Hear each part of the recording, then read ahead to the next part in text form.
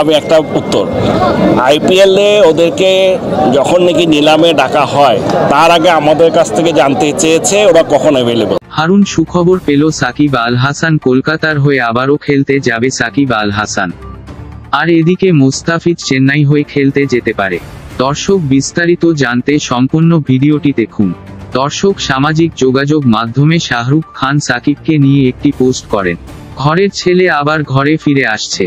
কলকাতাকে কয়েকটি শিরোপা জিতিয়ে দিয়েছিলেন এই বাংলাদেশি অলরাউন্ডার সাকিব আল হাসান। তবে এবার আইপিএলে না শ্রীলঙ্কার প্রিমিয়ার লিগে কলকাতায় জার্সিতে দেখা যাবে সাকিবকে।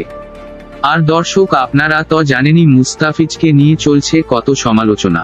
এর ভিতরে চেন্নাই আবারও বাংলাদেশ ক্রিকেট বোর্ডকে রিকোয়েস্ট করল মুস্তাফিজকে যেন 1-2টি ম্যাচের জন্য হলেও খেলতে পাঠান। তবে চেন্নাই এর এমন কথা শুনতে নারাজ ক্রিকেট বোর্ড বিসিবি সভাপতি নাজমুল হাসান পাপন জানিয়ে দিয়েছে চেন্নাই ম্যানেজমেন্টকে মুস্তাফিজকে আর তারা পাচ্ছে না।